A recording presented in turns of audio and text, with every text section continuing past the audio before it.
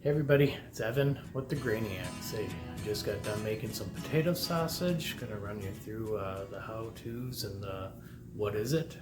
It's basically a sausage. You can make it into a link casing, like a bologna sausage. You can stuff into anything. That's the nice thing about home sausage making. You can make patties out of it, which is what I do. I just do 1 pound packages and do it up into patties, grill it. You can make corned beef hash, a lot of different things, but it's 1/4 beef, 1/4 pork, 1/4 onions, 1/4 potatoes. One trick is to blanch your potatoes, cut them up, blanch them in a pot, and that keeps them from getting dark and black, brown when they're in the package.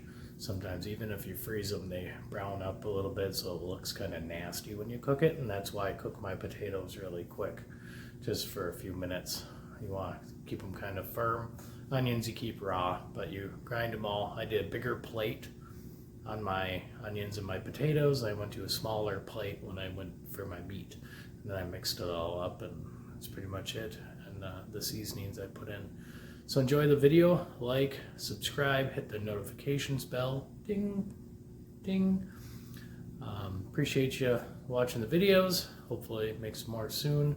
This weekend I was out cutting some trees up, doing some slabs, 2.5 inch. So it might take 6 months up to a year for those to dry enough to start making some things out of them. Looking forward to that.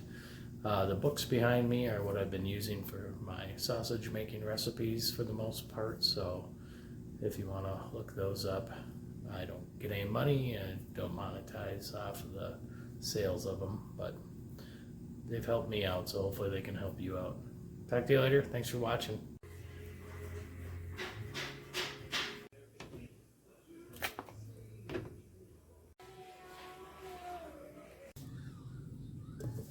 Potatoes.